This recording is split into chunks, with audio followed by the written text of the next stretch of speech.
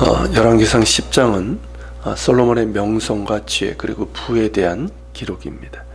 먼저 이제 솔로몬의 명성과 관련해서 오늘 말씀을 나누는데요. 스바의 여왕이 솔로몬을 이제 방문하게 되는 장면입니다.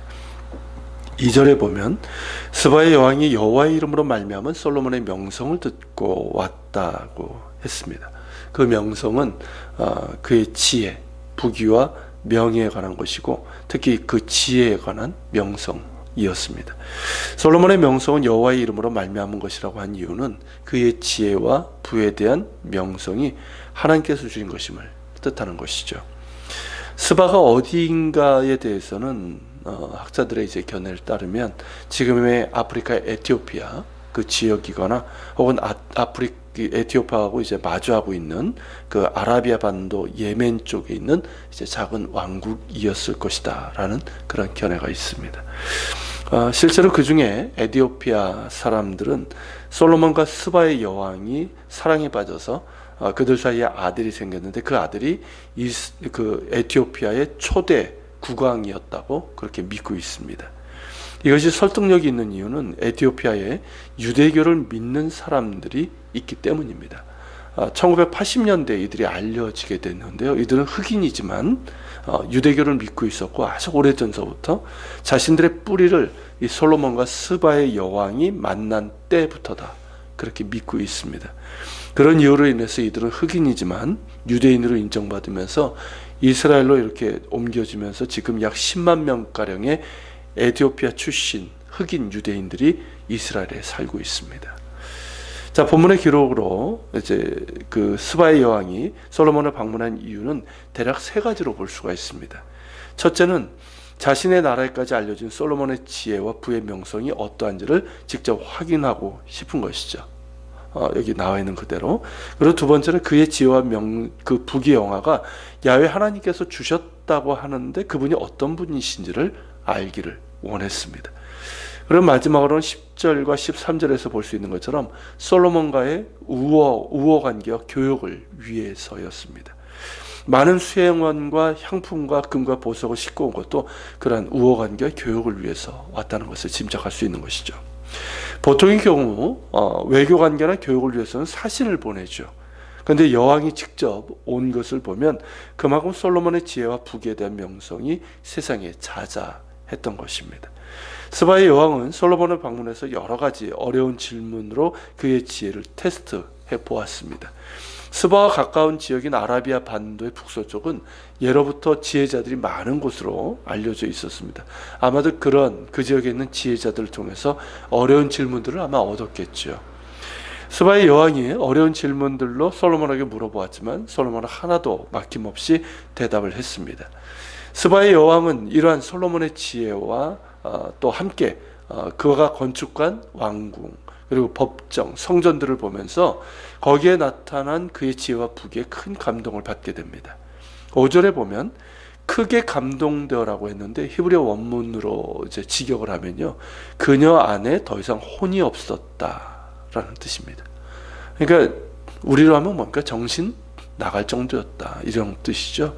그러니까 스바의 여왕이 솔로몬의 지혜와 부귀를 보고 정신을 잃을 만큼 큰 감동을 받았다는 것이죠. 자, 솔로몬에게 이렇게 큰 감동을 받은 스바의 여왕은 그를 칭송하며 가져온 선물을 전합니다. 그것의 규모는 금 120달란트, 엄청난 거죠.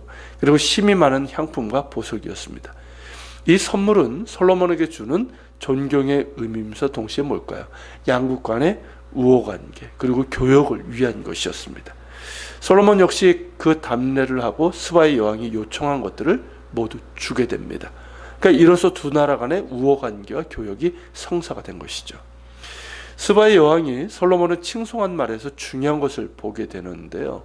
그는 지혜와 부귀에 대한 솔로몬의 지혜와 부귀에 대한 칭송이지만 중요한 건 뭐냐면 그를 이처럼 지혜롭고 복되게 하신 하나님에 대한 언급입니다. 9절이죠. 자, 9절을 다시 보면 당신은 하나님 여호와를 성축할지로다. 여호와께서 당신을 기뻐하사 이스라엘 왕위에 올리셨고 여호와께서 영원히 이스라엘을 사랑하심으로 당신을 세워 왕으로 삼아 정의와 공의를 행하게 하셨도다.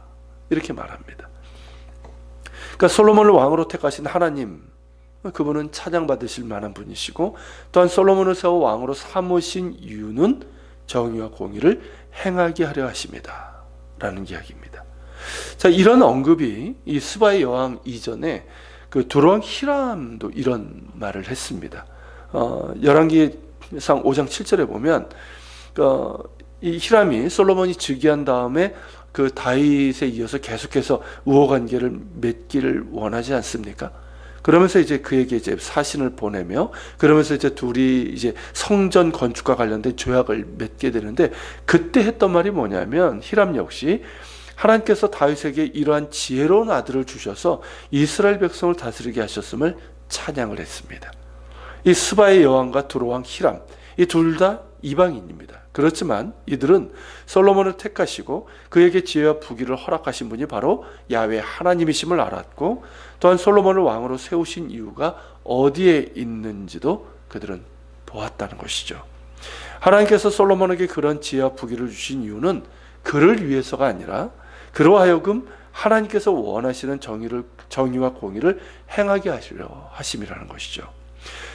이 정의와 공의를 행하게 하려 하십니다. 이거는 하나님께서 아브라함을 택하신 목적이기도 합니다.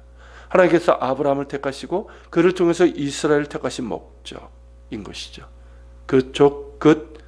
곧 그들의 사명을 이루어 가라는 것입니다. 거룩하시고 살아계신 한 분 하나님만을 섬기며 그 말씀과 뜻에 순종하고, 그러면서 이 의와 공의를 행하고, 그러면서 그분을, 살아계신 하나님을 열방 가운데 드러내라는 것입니다. 그것이 솔로몬과 이스라엘의 택하신 이유이고 사명입니다. 이런 사명을 위해서 이러한 지혜와 복을 주신 것이죠. 우리 역시 그러하지 않습니까? 베드로전서 2장 9절에서 말씀하시는 것처럼 우리를 택하신 이유가 뭘까요? 그것은 우리를 어두운 데서 불러내어 그의 기이한 빛에 들어가게 하신 이의 아름다운 덕을 선포하게 하려 하심이라. 이 말씀 속에 있습니다. 이것이 우리를 택하신 이유이고 우리의 사명이라는 것이죠.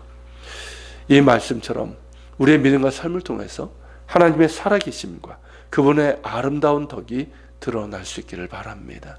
세상 사람들이 보고 정말 하나님께 영광 돌리고 나아가서 구원의 은총 안으로 들어올 수 있게 되기를 소망합니다. 같이 기도하겠습니다. 말씀을 켜가면서 기도합시다.